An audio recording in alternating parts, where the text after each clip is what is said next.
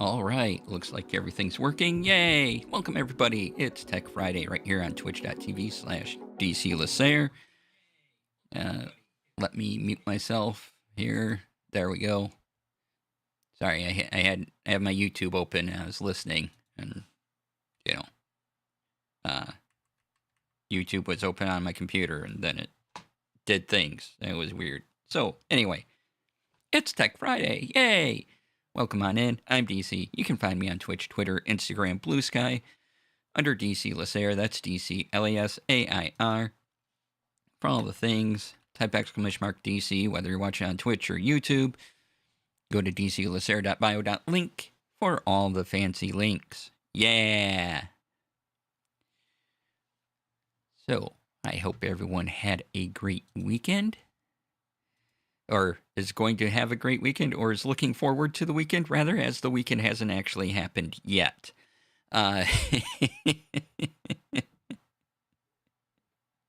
Anyway, welcome. Glad to see you all. Let's get started in today. Sorry, I'm clicking around. I mostly wanted to talk on what the difference was between producing a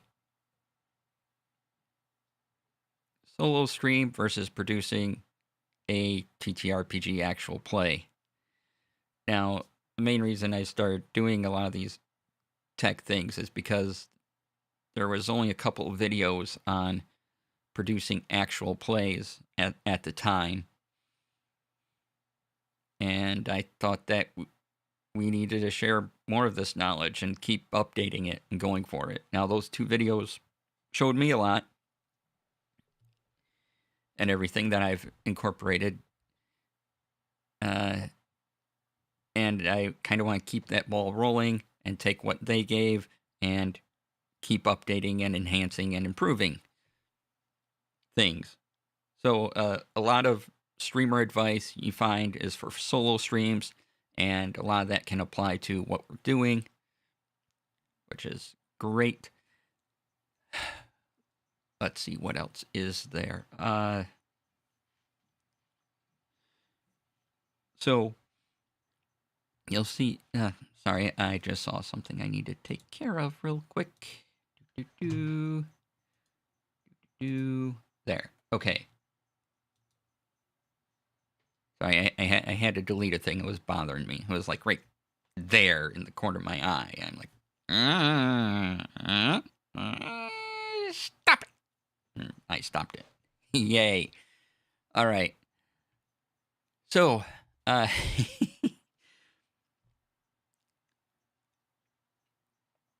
producing an actual play, how it's different is that you have to think of more people. And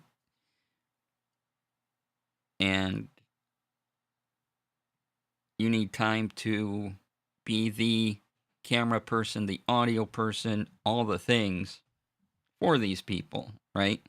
You have to adjust everything before you hit the go live button.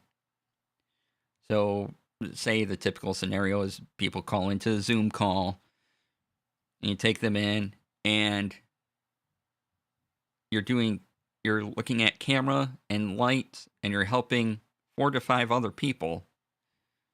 So you should already be set up and ready to go, right? And then you're helping 4, 5, 8, who knows how many you have on your stream, people to adjust their cameras if possible, to adjust their lightings, to block distractions, to sound good, to everything. And you just got to keep, and you have to work with them, and you need time to do that. So that's why we have the 30-minute pre-call. And like, if it's just me on stream, I can probably be up and ready in 10 minutes if I had to. But when there's other people and you have to position them and make sure they sound good and they're going to look good and they don't have 50 feet of headroom,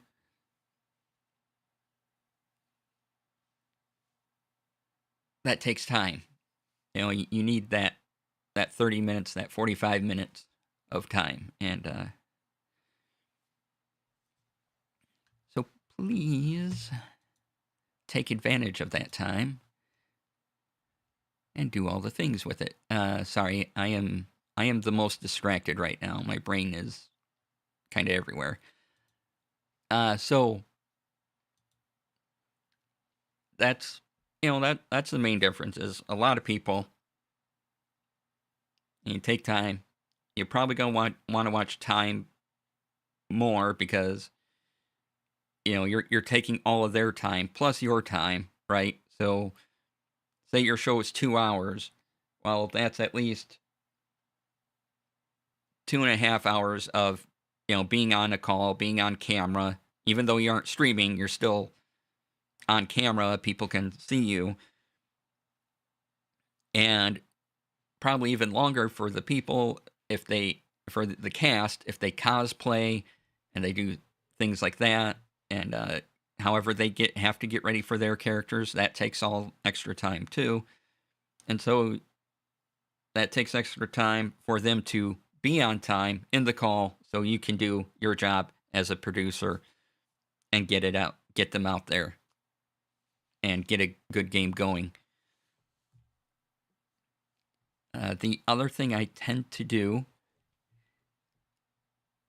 is in a Zoom call, I'll activate the OBS virtual camera so the people on the call can see what's happening on the stream live, and they're not looking at my face. If I'm just the producer and I'm not also DMing, I will activate the OBS making sure things are all right. Okay.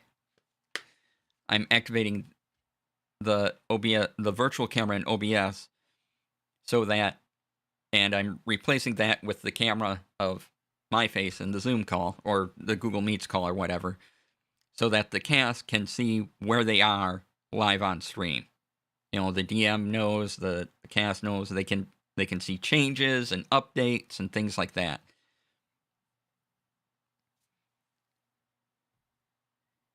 And yeah, if I'm the DM, however, I leave it on me because it's easier for my players to focus on me and not have to try to see me within a smaller square in a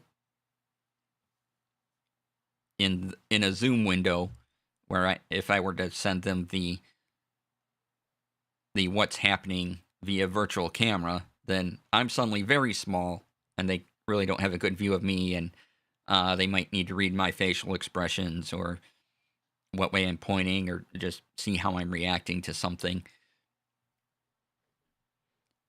So that's something to think about too. As well as this is going to be a little disjointed today. I apologize.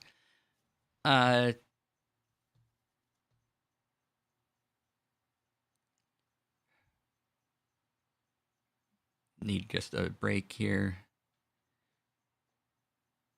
Let's think about what's going on.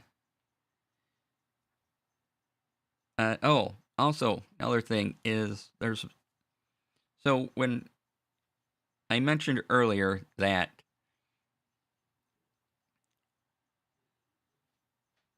you're taking care of camera and lighting and audio for a bunch of people, take the time to check that. So for lighting, you want to make sure they can be seen, that there isn't a huge light behind them that puts them in shadow. See if they can block that. See if there's a way to turn on a light. And you don't want big, huge lights or big bright spots in their frame. Like, say they have a ceiling light up above here. Hey, Tripping Courage, thank you for the raid. I appreciate that. Welcome on in. I'm DC. You can find me on Twitch, Twitter, Instagram, all the places. Blue Sky under DC Lasair. Go to DC, type !DC into my chat. Go to dclasair.bio.link for all the links. And today we're talking about the differences between producing a solo stream versus producing a TTRPG actual play. So I was just getting started, so I can kind of restart and go over for those joining in. And let's get a shout out for Dre here.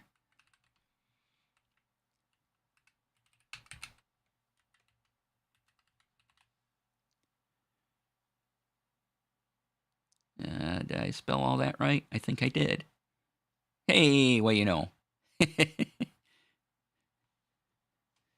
I can occasionally spell things, and it works out. Okay, so anyway, so if you have questions on any of that, please put them in chat while we get going. And so as so I'm going to kind of reset here. So one of the main differences in doing a TTRPG actual play versus a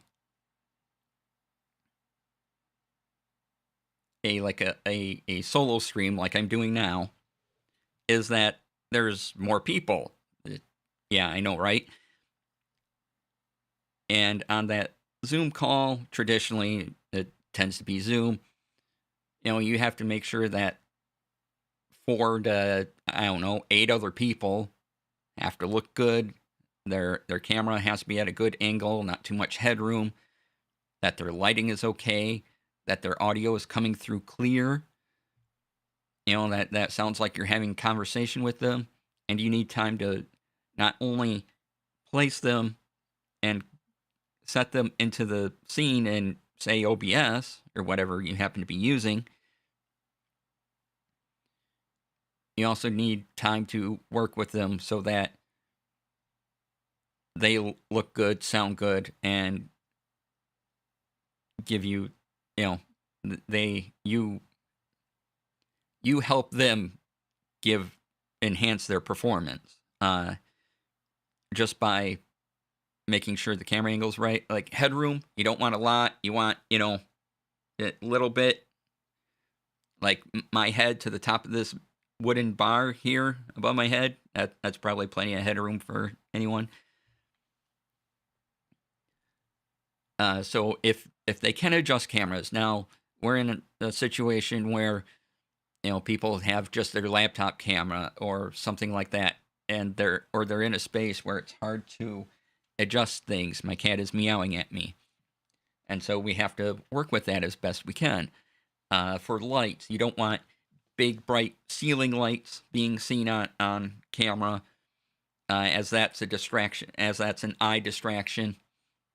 So if they can move their laptop, if they can move their camera to get rid of distractions, and lots of stuff in the background can also be distraction. So if they just have a curtain or something they can put up behind them, perfect. Or, you know, a green screen, that's ideal.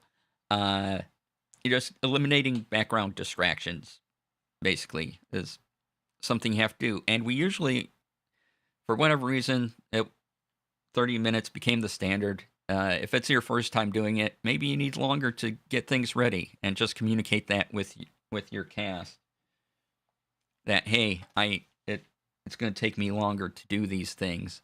If I'm looking down or to the side, it's because my cat is down here wanting attention. And what are you getting into? What are you doing?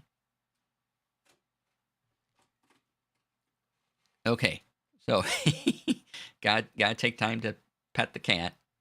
That's important.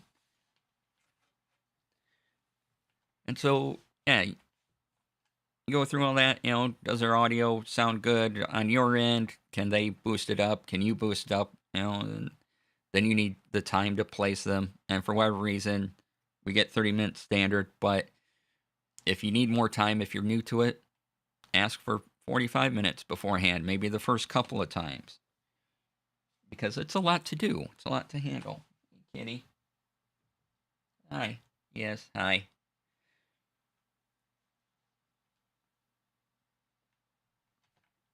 Hey, cat. How you doing?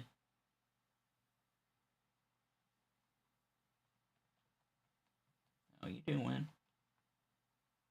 Do I need to... Alright, I need to take care of Kitty real quick. Be right back. Come on.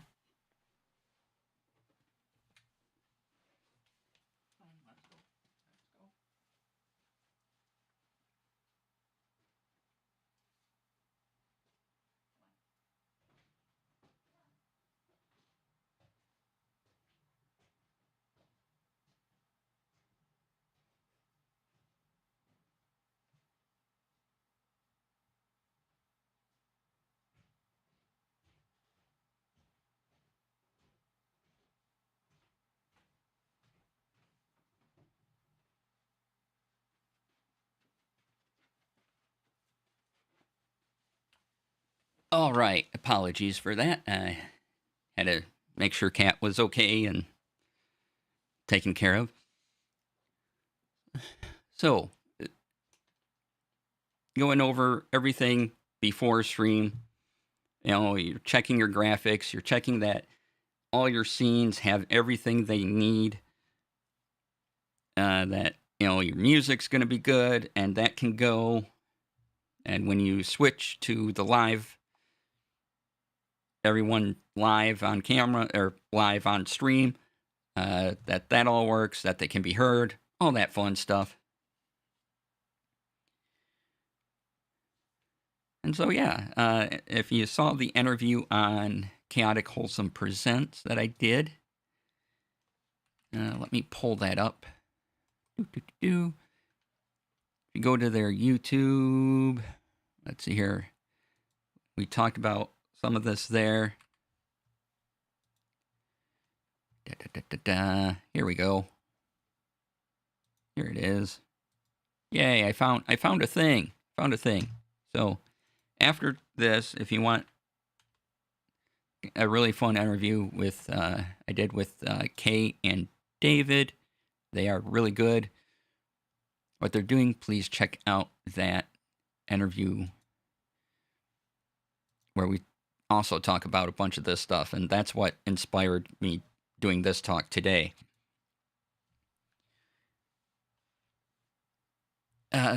So that's all before you hit go live, right? There's just more to do. And then once you go live, depending on if you're doing it for yourself or someone else, maybe you gotta keep track of time better, because now not only are you on your time, but you're also on the time of your entire cast as well. And you also got to keep track of time for the DM. So if they only have 2 hours to do this, or say 2.5 hours, because 30 minutes beforehand, so everyone's with you for like 2.5 hours total, and 2 hours of on-air time. You got to be respectful of that. And I mean, if it's just you on your channel, and everyone wants to go longer and things like that, by all means do that. But communicate with your cast first. Kat has decided to rejoin us, so you may hear meows if I'm not bending over a bit and giving the best pets ever. And so what I will do is, if I'm not the DM, and if the DM wants me to, I will keep track of time. I'll say, okay, and basically every 30 minutes, I'll put a message in chat that, we have 30 minutes left. We've been on for 30 minutes. We've been on for an hour. So now a 2-hour show, we have an hour left. And then we have a half hour left. We have 10 minutes. We have 5 minutes.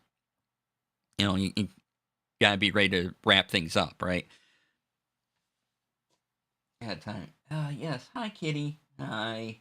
It's gonna be Kitty Distraction Day. I'm gonna put her on camera because she has to be distraction today, so everyone gets to see Kitty. Come here. Come here. No. Come here. Come here. Come here. There we go. Here's my kitty. This is Hannah. She's not super happy she's being held right now, but she's purring. So I suppose she is happy, but she won't be for long.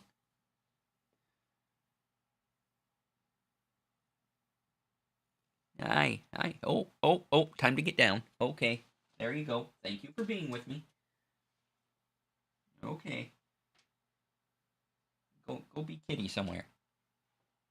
Go be kitty.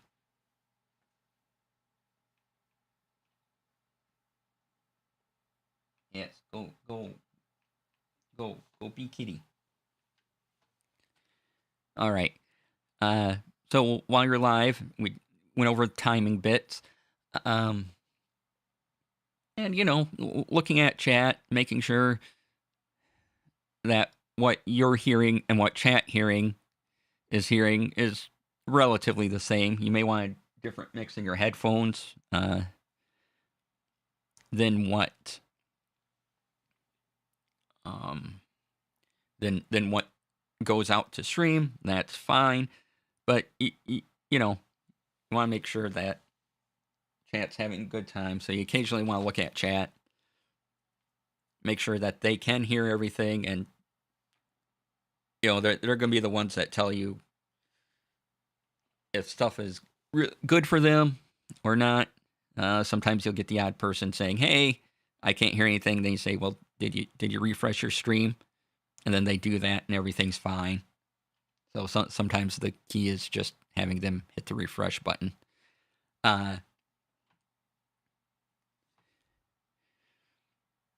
But things go wrong too, and that's another thing, is that there's a lot more things that can go wrong during a actual play than just, say, this stream. Like, I have, say, 4 people on a show, 4 other people on a show. Any one of them, their internet could go down for whatever reason. Their audio could get scrambled. Their bunch of things, because who knows, weather, the power company hit a power line, squirrels, or there could be a problem with your internet, and you have to adjust for that. And that's a lot of that's practice and situations and things like that. So if you had a question on that, like, okay, well, what I've run into this, or this person's lost audio. What do you do? How do you get a backup for that? Or their picture's gone. What do I do? How do I rearrange the scenes so that everyone can still see people? Darn squirrels eating up all my bandwidth, right? Hey, Rex, welcome on in. And it also depends on your internet too. I just got fiber, and I was fortunate that a company came into my area that put up fiber lines, and it was slightly cheaper than what I was paying for my non-fiber internet, and I have 100 times the speed now. But there were some considerations about what I could run and how well my internet performed, and the signal I was getting coming in from people and things like that. And so just be wary of your internet and your guest's internet or your cast's internet, right? Because those two things could malfunction somewhere while you're streaming. Could be perfectly fine up to the moment you hit go live, and then everything could go wrong. And that's okay. There's I could sit here and go through various things that have gone wrong and what I've done, but I think it'd be more useful is if you have a question about something that you need to deal with, or that you just ask me now here in chat or send me a message, rather than giving you a bunch of hypotheticals that may or may not happen for you. Right? Yes, Kitty, I hear you. Oh my goodness. You are being so loud today. So very loud today. Yes, Kitty. Good, Kitty. If you keep staying down here, I'm going to pick you up again. Yeah. You'll have to be on camera twice in one day. I know, right? So I hope you're doing fine, Rex. Glad to see you. Oh, what else do I have today? So, sorry, kitty distraction. Like, brain goes, whoop. Hey,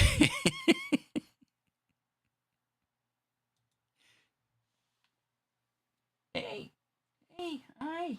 Yes, talking about you. Why are you being troubled today? Doing well all in all. Glad to be here. Great. Let's see. And then, so we're talking about what happens during the live stream and keeping track of time for people. And, you have to keep track of certain things for timing too, because say, you want your cast to intro themselves and give themselves plugs. So that's going to be 10 minutes of your time, right? So now that 2-hour block you have is now down to an hour 50. Right? And then you take about 10-20 minutes to kind of intro what's going on. And, now you're down to an hour and a half, right? And then maybe you have 4 people and it takes 45 minutes to get through combat. So you need to put in that 45 minutes of combat. Otherwise, you're going to be dividing up that combat between episodes. Or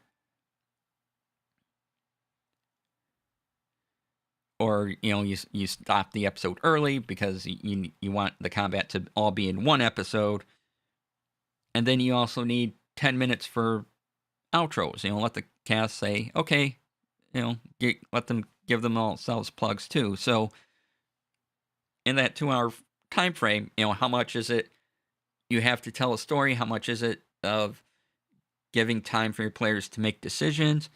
How much of that is combat, if you're going to have a combat, or if the game you're playing even requires combat?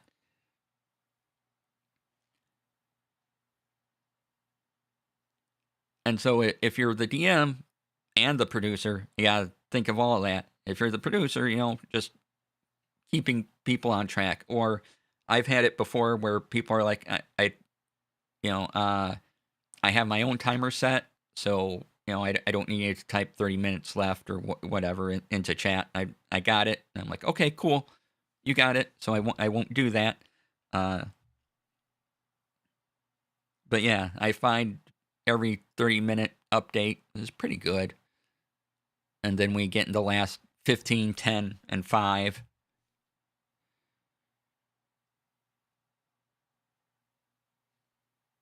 That's good. And then once stream is done, give some time for self-care. Let the cast cool down. Say, hey, if you have any concerns, either reach out or talk to me now, or how do you think that went? And, that can be another 15, 20 minutes afterwards, too. So now these people are with, everyone is with you from suddenly that 2-hour show is 3 hours of time, because you have a, pre-show getting everything ready, you have the show, and then you have a kind of private post cool down period afterwards, just to like a mental wellness check-in type thing. And how did it go? Or if they can't stick around afterwards, ask them to email or go into some chat. And I I always tell people at the end, good show, just because yeah, it was a good show, and people need to hear that too. It's may seem pat, but it it does help. It does give that little boost and helps with the nervousness and everything. And now that you're drained and you're thinking about it and you don't want to overthink about it, so just kind of giving some positive feedback, right? You know, as soon as you're done and no one else can hear the stream, can be helpful to the performers.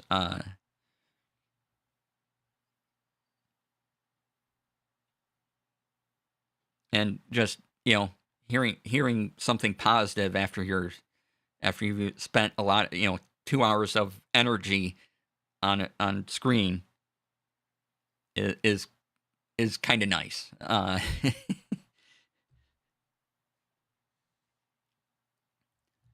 Have to say it just sort of, and it gives you a moment of, okay, I can now separate my character from me, and I'm good to go again. I'm coming back in the world.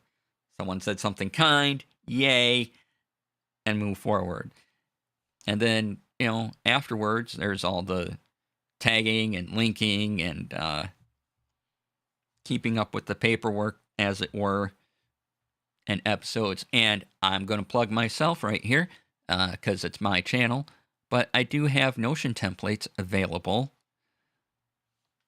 for such a thing. Let's see here. Did I make it templates? I think I made it templates is the command. Hey, there we go. So if you want to keep track of your shows during pre-production and post-production, there's templates. There's the TTRPG Notion templates, which are sort of separated out from the link down below, which we'll get to in a minute. And also a virtual DM screen and a player's journal if you want to keep track of stuff of your own. If you want everything combined together from pre-production to post-production, use the production template link, that second one there. And if you use Notion is free. Once you hit that duplicate button, that template is yours to change around as you want. So feel free to use that. There are ways to keep track of everyone and everything on your show. You can do some character tracking on it, and it is set up for D&D 5th edition, more or less, but you can easily change those fields to whatever system you want, whatever system you're using. I know I use my own templates to keep track of show info, so I have a record of things, and all my notes are there and everything. And it's just a little bit as a producer that I need to start doing more of. It's like, okay, keep track of everything. And then, so now we're in post-show stuff. Do you have stuff you need to keep track of? Is there stuff you want to keep track of? Well, I have Notion templates to help you do that.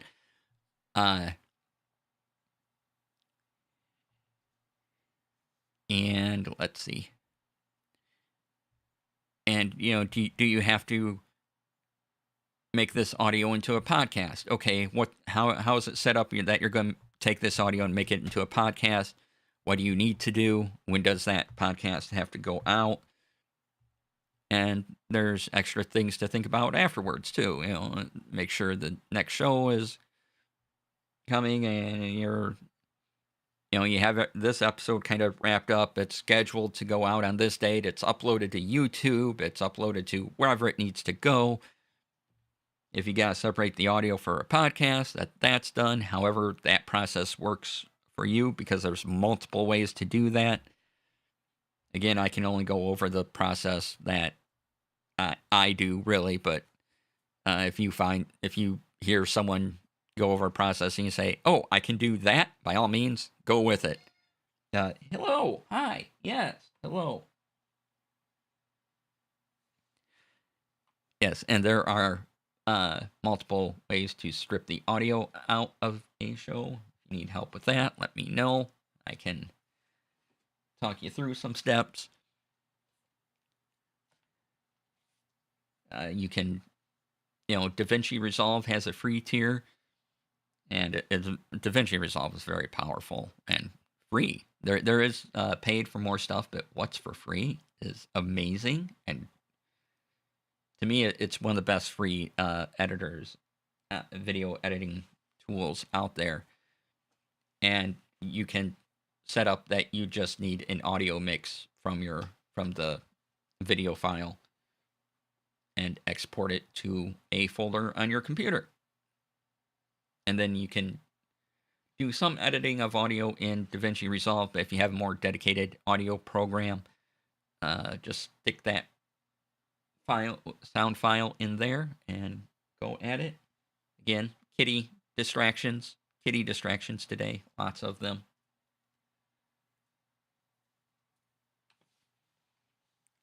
And so yeah, that's all the stuff to sort of think about while you're doing a actual play, which is way different than how I stream on my own. Like, I have StreamerBot set up for my channel, and that can do things like, the grappling hook sound effects. Grappling hook. Like that. Did that come through? Grappling hook. It did. Okay. I had to make sure. I was going to do an audio demo of something, and I'll get to that in a minute. And I changed around all my audio, and then today I got up and I was trying a thing. It wasn't working. So then I switched all my audio back, and I'm like, okay, well, here we go. So yeah, so that's sort of the difference between, from before you stream all the way to after stream. Whereas this type of thing, I'm streaming to Twitch, YouTube, goes to my live stream folder, or my live stream playlist on YouTube. It's just there. I try to edit down these Tech Fridays and then put that in the Tech Friday playlist. But you can get the full effect if you just come here now. Where are you, cat? I heard you. I don't know where you went. Oh, there you are. Okay. Hi. Yes. Hello. Hello. Yes, so let's take a break, and then we'll get into more tech things. If you have any questions over that, though, let's do that. I'm going to break, and give me 5 minutes or so. I'm going to change the title up, and we'll get into more tech things. If you do have questions on producing TTRPG actual plays, please put them in chat. Let me know. But we will get to actual tech news when I come back. All right. See you all in 5, so maybe 10. See you soon.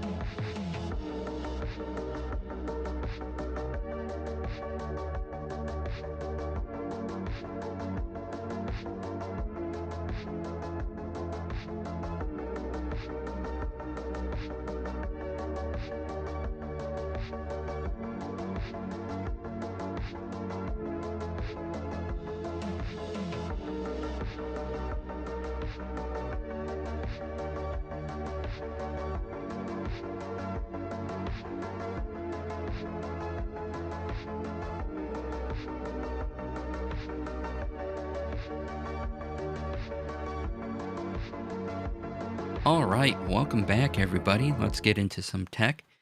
First up is before I got the Rodecaster Duo, I was using the excellent Wavelink software from Elgato with the Wave 3 microphone, and they had an update to the Wavelink software, and I was hoping to try it out. I even rearranged my entire audio setup just to get back to the Wavelink update, but then the plugins, I couldn't get their display to show up, so maybe next week I can show this off.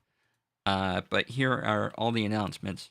I don't know why it didn't work. I hit the little gear icon where the things are supposed to come up and show me what I can do, but they didn't show on any of my screens. So, however, if you do use Wavelink and are into that, go to that Twitter link, and that breaks down each of their announcements. Really handy thing, really cool things.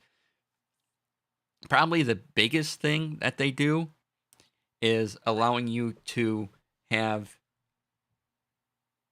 a dual, if you had a dual PC setup, you could send video and audio through a capture card and into Wavelink, and Wavelink can pick that up now, and that's new functionality.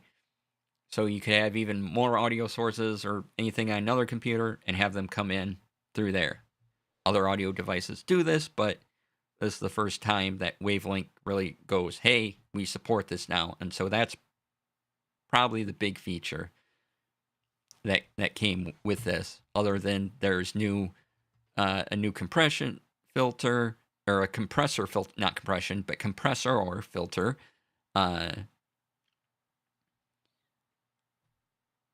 new noise removal and new equalizer. And when you use the Wavelink plugin and you put audio on, and you assign the audio keys to your Stream Deck, there are now volume sliders that will appear next to your audio. So a lot of cool things came up. For whatever reason, I just couldn't get them working after. I don't know what it was, because my setup is weird. But yeah, so I'll try that again next week, and if it works, I'll show it off. But that was one thing I wanted to demo. The other thing talk about is Logitech and Rode. They separate announcements. Logitech and Rode didn't get together and make a thing, but the Logitech announcement is, and why this is on Indiegogo for a company like Logitech, I'm not sure. But they have something called the Logitech Reach, which is up for pre-order now on Indiegogo. Why this needs crowdfunding for a company like Logitech? No idea. But it's a cool product nonetheless. It's a pretty neat idea. There's the website.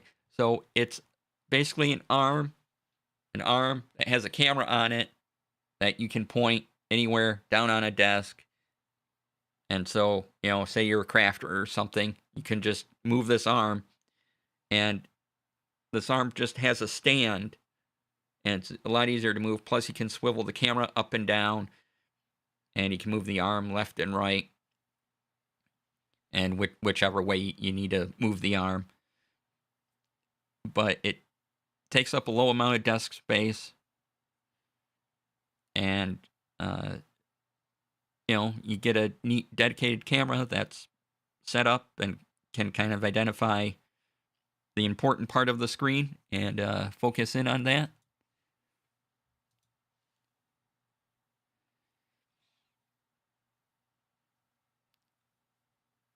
And I think this could be a neat product. Now, the camera, I don't know much about the camera, but the actual arm technology itself is pretty cool. So if you're demonstrating a product or anything, it gives you probably one of the most convenient ways to have a camera point down at something you need to show on your desk that have come around in a while. It's definitely more compact than other solutions. You're not having to adjust your webcam down and up. You can just have that cam pointed somewhere all the time and have both on screen, whatever. And it looks like it's a fantastic idea. Again, don't know about the camera quality. Don't know why it's an Indiegogo for Logitech, but that's what it is. And it looks really, really handy.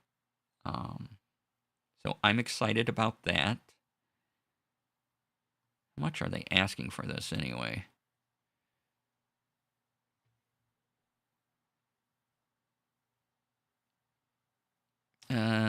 Early birds, but oof. Oh, that's a twin pack. Okay. So looks like you can still get it on. Hey, JD Lady, welcome on in. Looks like you can still get it on the super early bird special for that Logitech Reach for $269. Otherwise, it appears normal price is going to be $399, which, oof. All right. So it's cool, but it's also expensive.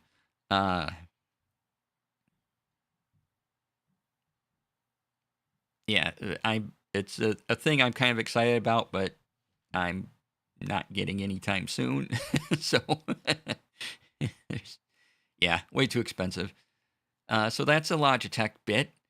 And welcome on in. And JD, if you had any questions about producing actual plays and the difference between solo streaming and actual plays, that's what we went over the first bit of stream. So if you have any questions on that, feel free to ask. The other announcement this week was by Rode. And let me get back to their main page. How did I get off the thing? Okay. Somehow I got off the page. They announced new wearable microphones. The wireless ME series.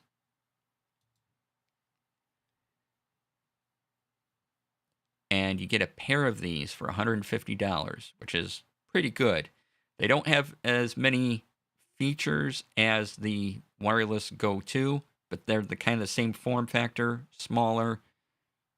And for $150, it might be worth considering if you need wireless microphones for anything. And that's at that link there.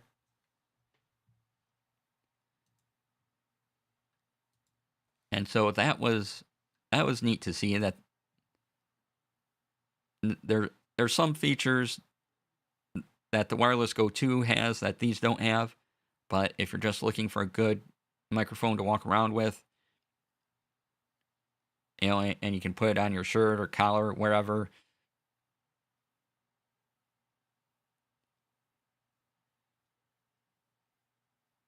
Yeah, and you can even apparently use them with phone audio too. Very handy for baking streams. Exactly, yeah. Which I watch sometimes. Yeah, so these give you the, so it's Rode, and they're like, we're known for quality audio, so it'll give you quality audio, at least, that's going to be their claim, because that's what they're known for, in a less expensive package than their wireless Pro 2s, or their wireless Go 2, sorry. The wireless Go 2 has a couple extra features on it. If you need those, well, you're going to pay more for those. But if you just want some wireless mics, and even if you stream and just want kind of that wireless experience, and you don't want a mic like this in front of you, can attach a little square to your collar or to your shirt somehow. Put it in. But these are also designed to attach to phones and things, and enhance your audio that way as well.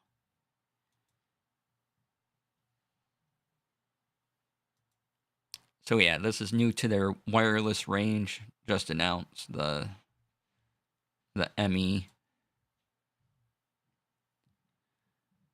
So here you have 100-meter range, gain assist technology, record from in front of and behind the camera, easy to use.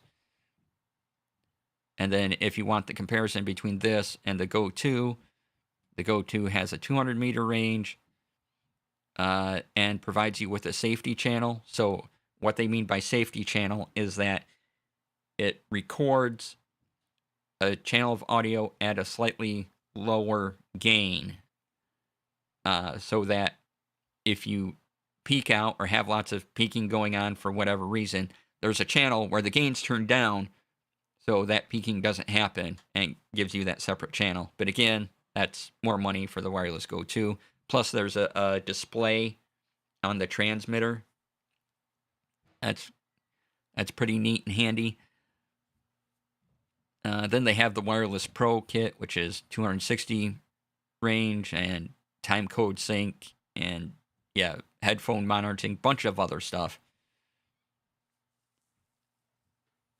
If you just want good sounding wireless microphones, they also have magnetic clips, so you can, like put them in your shirt and have the magnet here and clip it in instead of on your collar and dragging down your collar.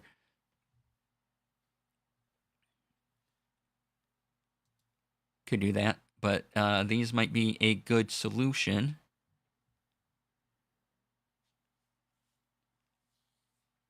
For that. There is a what they're calling a dual set coming soon, so yay. Which looks like 2 microphones and a transmitter.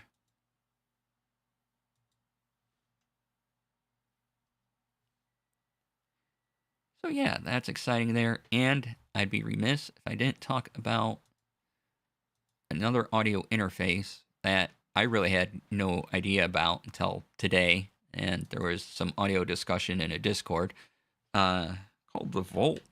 I'm like, what is this? Again, I went on and on about what I use because of course I did. But Volt, let's see here. Audio interface. There's a lot of things called Volt, so it's hard to say. Mainly available from third parties, like here's an Amazon for Volt 276. UA Volt 276 USB audio interface. And so, hey, it's actually a decent sized link. Let's put that in there. So this gives you, and I'm kind of impressed with this the more I read about it. This gives you 2 audio input, 2 XLR audio inputs. And you can control the volume.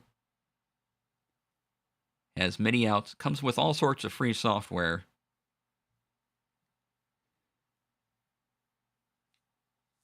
And it looks like it's a great way to control your audio and have your audio be crisp and clean for streaming just right out of the box. And it looks like a neat small rectangle you can you can add to your setup. There is one with 4 ports, which is conveniently called the Volt 4, so for 4 microphones, right? And yeah, I really didn't know about this, but it's handy. It seems very plug and play. Loads of free software. So if you're interested in it, there's a link. And you can find it a bunch of places. If you just type in UA Volt 276 or UA Volt 2 or UA Volt or Volt 4, you should be able to find it. Just, don't go to the Volt energy drink. But yeah, so some of these packages on Amazon Sweetwater come with free software. I don't know if free software is available with everywhere you can get a Volt. But yeah, if all you're using is one microphone and then run the rest of your audio through your computer, it doesn't seem to be a bad thing. Now, again, I don't have personal experience with this. So I'm going off the recommendation that was in the Discord. But yeah, and if you use instruments, it's also a good thing for that as well, because there's some MIDI inputs, outputs. Yeah, and it is, it appears to be smaller than a Rodecaster Duo, which takes up more space. But yeah, for single or dual use, it's doesn't seem to be a bad option.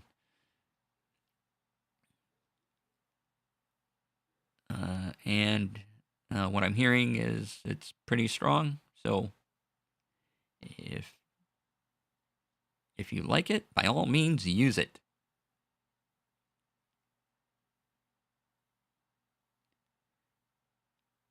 Oh, they have, oh, I see. Here's a whole thing about, okay, when you buy any Volt USB audio interface, they give you a bunch of software for free, and that's listed. Wow, there's a lot of Volt models. There's the Volt 1, 2, 4, 176, 276, 476, 476p, whatever that means. A studio pack and a 276 studio pack. Wow, there's a lot. But I've heard mentioned passing the Volt 2 a lot. I didn't know there was a 276 or a 4 or anything like that until I started looking at it.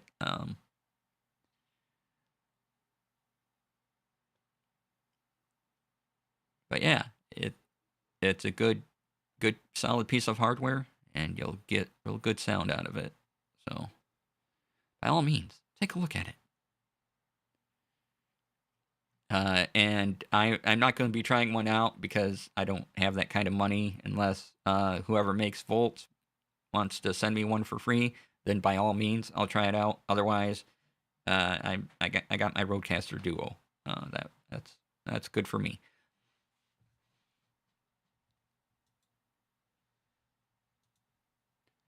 All right, what else do we have today? So those were announcements. Like I said, I like people to be aware of different hardware that people have used that I can trust. In case the things I use just don't click with you, there's other stuff, right? And if I can verify that other stuff is good, I will let you know about it. Just like I let you know about Stream Deck alternatives. Though I'm always going to be for the Stream Deck, I'm also going to try to mention things like Touch Portal, and AverMedia has a thing.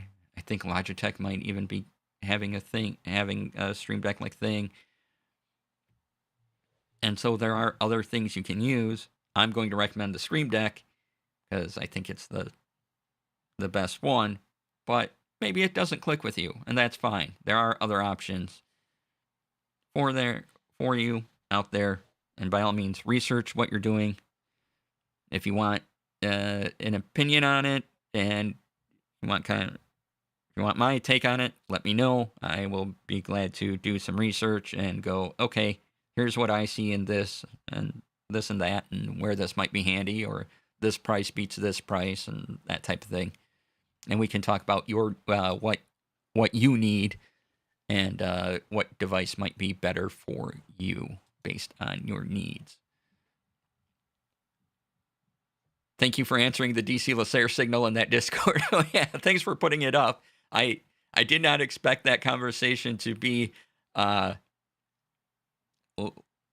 it was. I just I just put in the thing I knew about, and then here's this whole other thing. I'm like, well, I don't know. I'm defending my thing for some reason. I don't know why that went there, but I found out about a new thing that I'm kind of excited about looking at, and it's a good piece of hardware. And so yeah, and during that whole conversation, I just kept looking at, going, okay, all right, this looks good. Okay, I see how this works and everything. And we were talking about audio interfaces and microphones and things like that. It was appreciated all the same. I know I learned about new stuff from it. Cool. Glad it was useful. So yes, if you're in the Chaotic Wholesome Presents Discord, you can see that rather long discussion on audio interfaces there. Basically, I tried to. I don't think I did this well enough in the Discord, but I did try to get down into what do you need a thing for, and that should have been the ultimate goal from the start. Otherwise, I'm just going to recommend the Rodecaster Duo right off the bat without going anywhere else.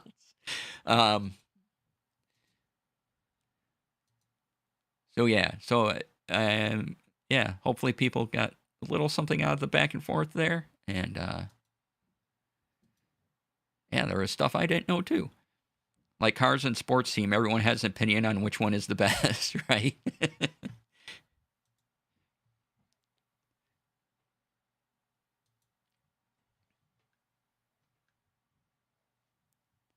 So yeah, and like I'm not sponsored by Rode or anything. I just like their thing. Eh, my it made sense to my brain, right? The Volt series. I know why I wouldn't invest in Volt. I would love to try one out. Um, but then maybe that's the hardware metaphor you need. Maybe that's the perfect thing for you. By all means, try it. It's cheaper than the Rodecaster Duo.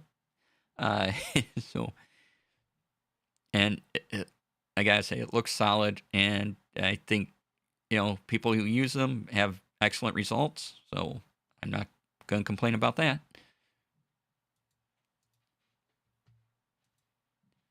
Like I said, like I tried to say, the only really solid recommendations I'm ever going to give is use OBS Studio. Just you really don't need any of the other things we talk about. If you use OBS Studio, you can do everything in OBS Studio. But I have buttons and other audio things to make life easier, so I can do some more tricks and things like that I need to do for production and things like that. So that's why I have Rodecaster Duo. That's why I have a Stream Deck. Makes life easier. So OBS Studio is always going to get the recommend. And right now, I would also include Mixline, Logitech's Mixline, because that's a free beta and it's the easiest way to route your audio. And something like a Stream Deck. Whether it's Touch Portal or the AverMedia one, I just keep saying AverMedia because I can't remember the product number, or whatever solution you find like that. Something like that will save you a ton of time and just enhance your streaming life in easy ways. But yeah, OBS Studio is really the only recommendation where if you're going to press me and say, what do you use? I'm going to say OBS Studio. Your mic, all your other interfaces, your capture cards, whatever. And what works best for you, because audio quality is subjective. So that's why I recommend going to YouTube, type in the microphone you're looking at. Someone's done an audio comparison, and you can hear it, what mic sounds best to you. And, how prepped is your room for audio? Do you have a rug on wood floors to dampen the sound? Do you have some curtains up to help minimize outside sound? Or even if you buy some of those sound panels and put those up, because you can make any mic sound really good. But as I've said before, if you need recommendations on mics, whether it be USB or XLR, you're going to be gold either way. There are $50 mics where I was just like, okay, this doesn't sound great, and others where I'm like, if you work on it a little bit, that's all right. But once you get into the $100 to $150 range, I think you're pretty good on whatever mic you select. I don't see a lot of fails in that range of microphone. So stuff like the Elgato Wave 3 and a bunch of the Logitech mics, the I guess they're no longer called the Yeti, are they? Or are they still using the Yeti name? I forget, because they bought the Blue brand, which did the Yeti product. So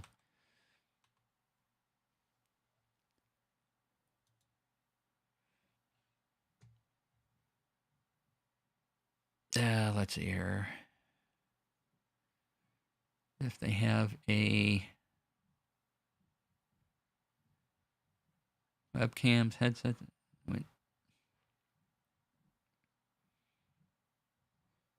Okay, Logitech, give me the microphone things.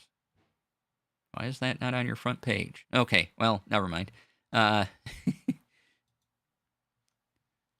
yeah, OBS Studio is the only thing. If you want to stream, please use OBS Studio. That's the only thing I'm gonna like.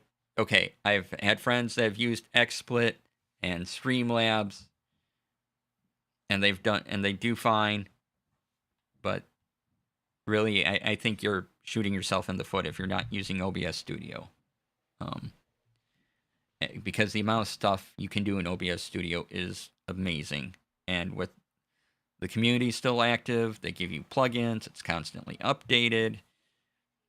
There's some excellent plugins. You can control all your audio sources. It's just a little more inconvenient. You can switch things. You can, just do a bunch of stuff in OBS. That's very impressive.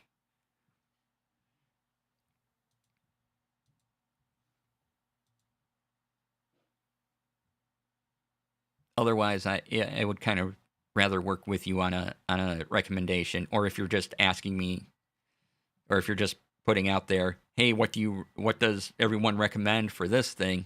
Well, I'm going to tell you, Rodecaster Duo or whatever. That's good, or Stream Deck. That's a solid recommendation. Now, what do you need?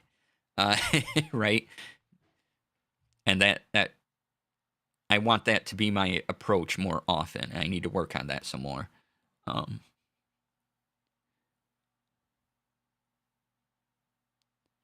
Let's see what else we have today.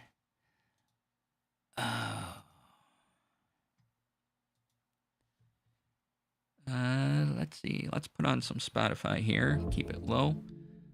Monday, when I come back, we'll have more Sea of Stars. We are in the Fields territory of Sea of Stars, so just be ready for that. Turn down the music just a bit. Well, that's a little too low. There we go. All right, so we're going to take a look at some news today, see if there's anything I missed or anything that catches my eye as I scan through the headlines of the day. Or if you have anything that you really like, please, by all means. Netflix will have... okay.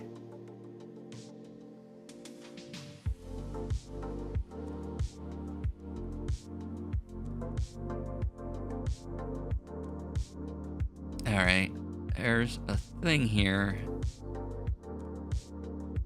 I'm not sure I fully understand. It's a macro pad by Figma. It has colorful buttons, things like that they can program. So you can kind of use it. And this is on Ars Technica, so you could kind of use it like a Stream Deck. You could program all these buttons to do different things. They're just different colors.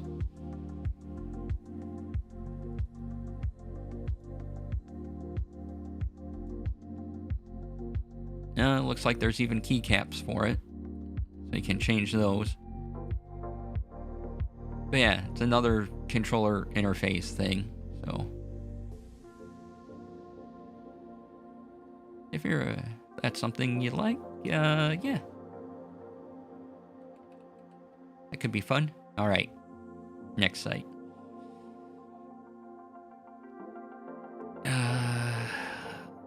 Let's see here.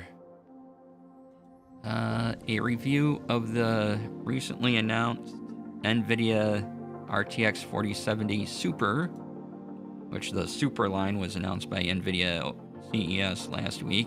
So Engadget has a review of the 4070. You're interested in that. There.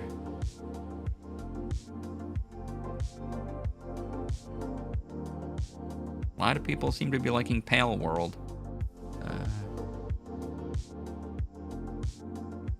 Let's see here. Sold over 1 million copies in 8 hours. Wow, this is also on Engadget. Cypher was playing this earlier. Check out Cypher of Tier, by the way. And it sounded fun. Yeah, it does look wild. I'm interested.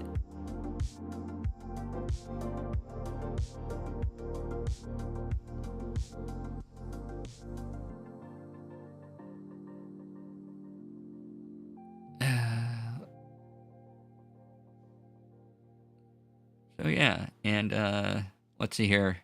It's on sale on Steam for $27. Otherwise, it's $30 normally. And if you have Game Pass, it's on Game Pass. If you want to try it out. That keypad looks neat. Yeah, it is. It does look neat.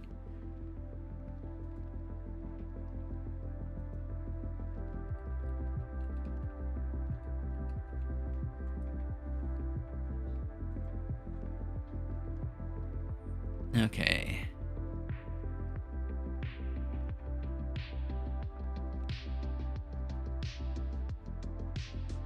All right. Some people talking about the Rabbit R1. If you don't know, and no, I'm not going to post a link to it, it is a small little rectangular, squarish thing with rounded corners. That's like a pocket AI type thing. I'm still at the no thank you stage of that.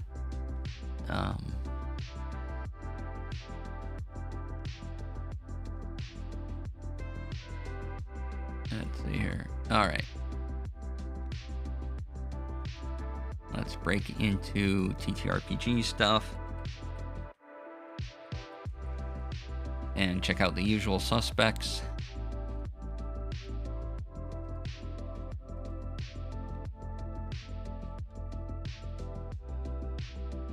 And there we go. We have the usual suspects loaded up.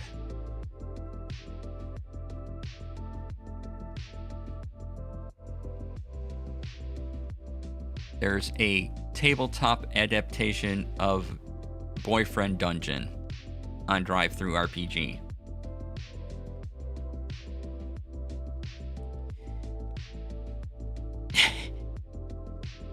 It's $8.99. The 50-page PDF. And yeah, let me get you that link. If you like Boyfriend Dungeon, now you can play it with friends. Which, okay, I had fun with Boyfriend Dungeon. But yeah, there it is.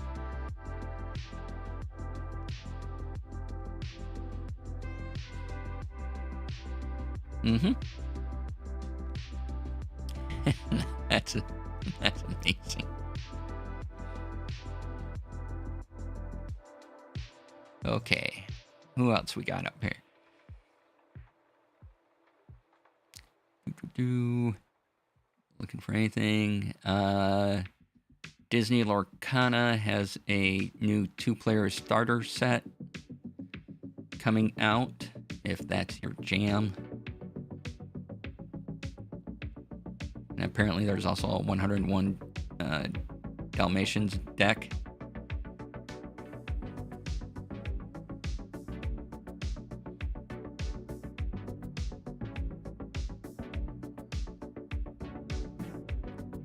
Oh, I don't remember if I downloaded it. Maybe, oh, we talked about this last week. Okay, we're not going to talk about it again this week then.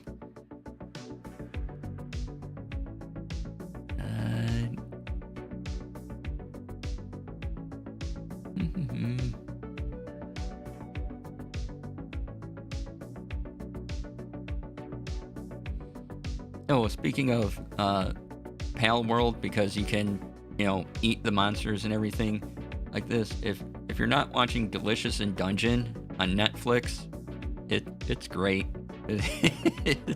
There 3 episodes are up currently. I don't know how long the season's supposed to be. But it's a lot of fun. And and there's monster cooking every episode. So it's kind of a wild time.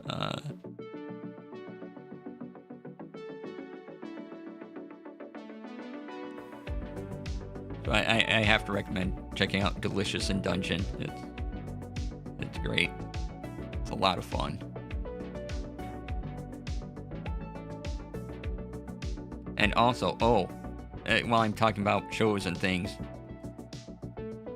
I like giant robots and monsters and things like that. So if you haven't seen Godzilla -1, it's probably the best Godzilla movie that's come out. They are doing a Godzilla -1 color. So it's a black and white remaster. The director went in and made it all black and white. And it'll be in theaters next week. So if you can find it near you, I highly recommend going to check it out. And it's black and white because the original 1954 Godzilla was in black and white, and so it's sort of a homage to that. But whatever way you see Godzilla -1, check it out. It's really good. There's a lot more thought into the people going on than what there is in most other monster movies and their motivations and things like that. It's still a giant monster movie, right? But it's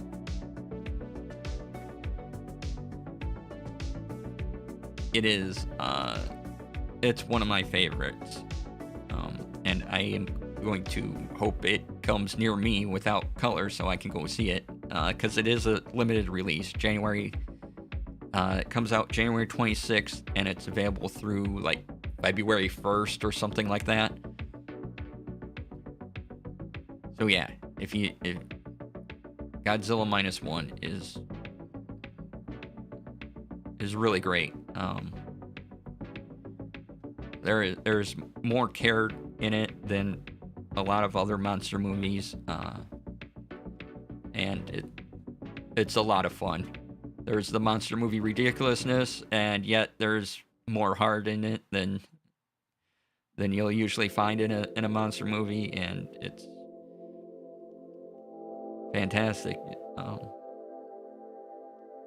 Let's see here. Oh, we were looking at TTRPG stuff, right?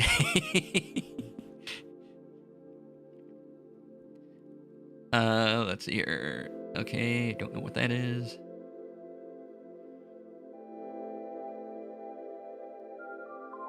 Let's see here. Tabletop gaming news. When was this out? Okay, so from yesterday. Green Ronin unveils free Valiant Adventures RPG Quick Start, prepping for upcoming Kickstarter. So, if you're interested in what Green Ronin is doing, you can get their this RPG set in the Valiant Comics universe. So if you like Valiant Comics, check this out.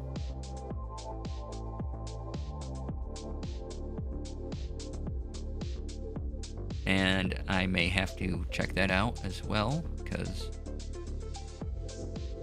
good superhero RPGs are hard to come by. At least tabletop RPGs. Which is a combination of feeling like a hero, ease of use. You know, are your rules kind of everywhere and confusing, or are they straightforward? Do I feel like a superhero, you know?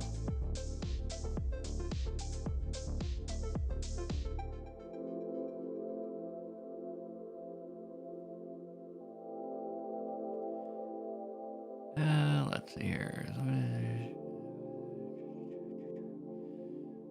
Just looking at... so video games. If you ever played any of the Golden Sun on the Game Boy Advance, they are the Golden Sun, The Lost Age are coming to the Nintendo Switch Online. Actually, they are already at the Nintendo Switch Online because they debuted on the 17th. So if you have Nintendo Switch Online, check them out. They're pretty good.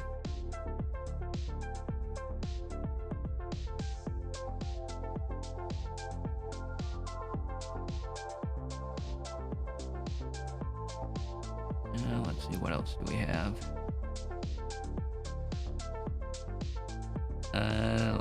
So also this week, Call of the Lamb got an update.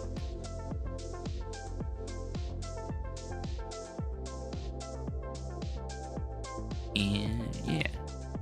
So yeah, we're really open to whatever you want to talk about at this point. I am just going to check a couple Twitter places just in case someone sneaked in something on me. If I can get the Elgato Wave thing working, I will show off what I can of that next week.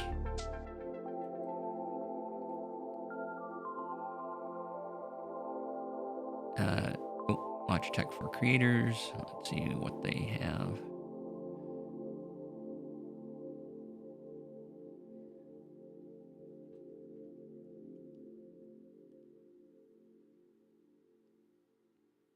Okay. Oh, if you're looking for Logitech stuff, they're merging things into the Logitech G brand. So at Logitech G, because sometimes you may be looking for news and things, but when they change handles, you're like, wait, where is this thing? So look at Logitech G to keep up with the Logitech stuff that kind of goes for streaming and gaming.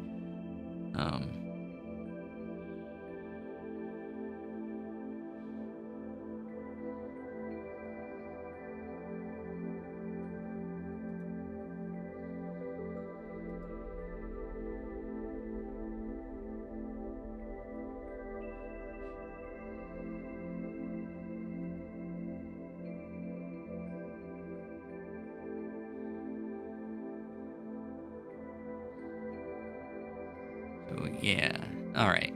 I'm just scrolling through Twitter accounts of a couple of the tech companies I look at for stuff. Let's see if StreamerBot has anything new up.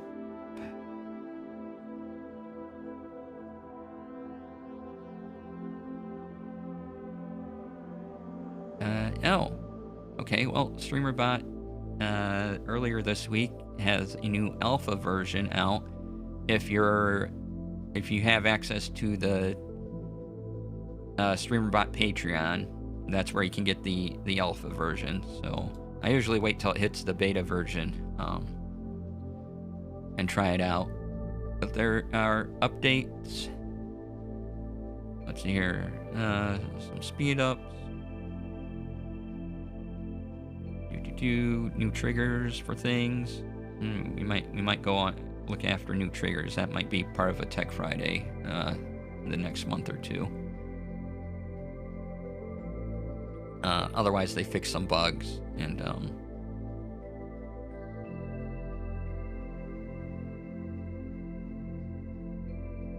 made things more efficient and made some things easier to read. So yeah, we'll have to look at those. New triggers for Twitch moderator added, removed. Okay, we can definitely look at those.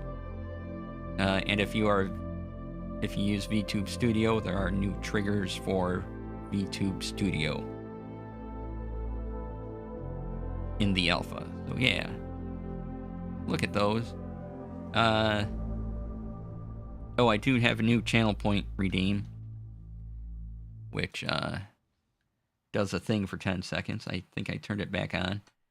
Yeah, 100 channel points. You can activate my byline, which does this.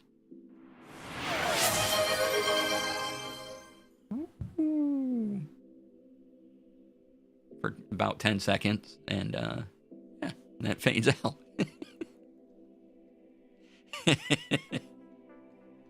Yeah, I thought that was fun.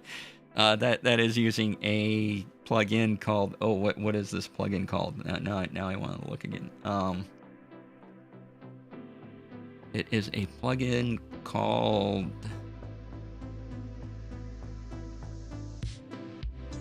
it's a plugin for OBS. So I'll look up the name. But yeah, basically you can create an outline around yourself, and you can have it extend out, or you can make yourself a bunch of color.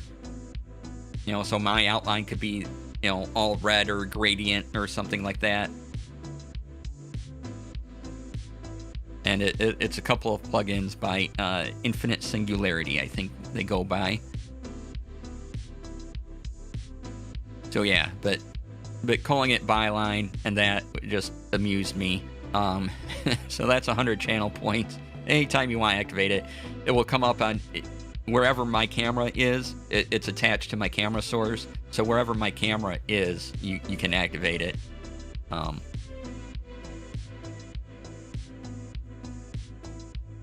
So, you know, when I'm playing a game or when I'm in the demo window, it'll work in all those scenes. But finite singularity? Might be finite singularity. Let me...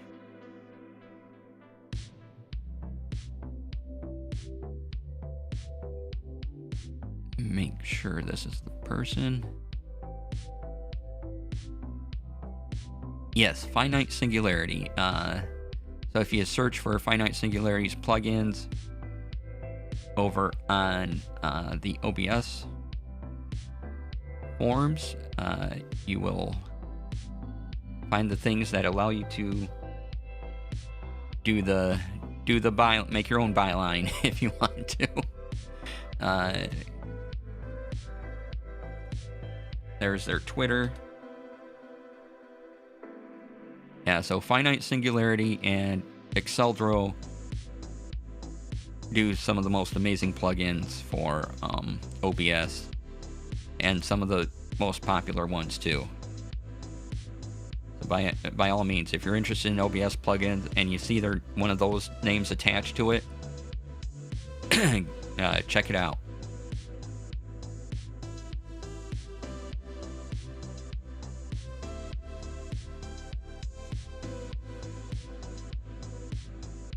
All right.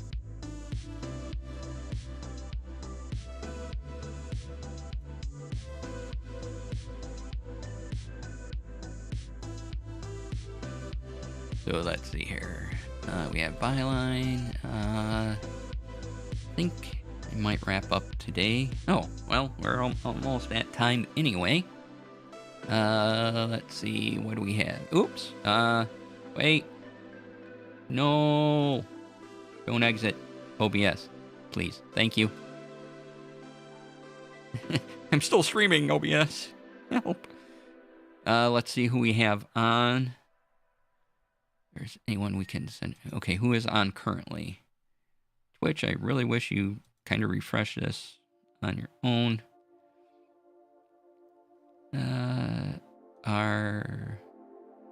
Yeah, thanks for coming on in. Appreciate you all being here. Once again, check out my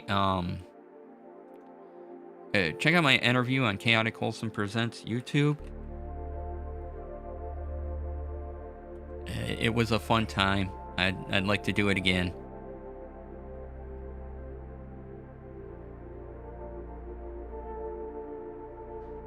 Let's see here. If I can find it again. Of course, I can't find it right away. And go here. And then here. But yeah, go hit the like button. Even if you were there live, just go hit the like button.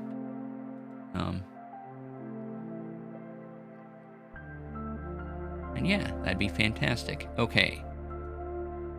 Let's see here. I was checking out. Oh, I'm on an ad break. So I can't tell how long they've been on.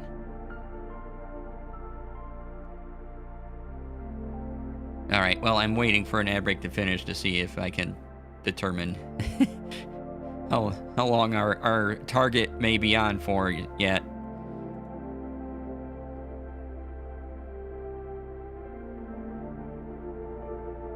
All right, because I think we're going to go over to Sirius. Yeah, let's do that. All right, they seem to still be playing, so let's go. Sirius is playing Tunic, which is a great game. And thank you all for being here once again. I'm DC. You can find me on Twitch, Twitter, Instagram, and Blue Sky under DC Lasair. That's DC Lasair. Go to dclasair.bio.link for all the links.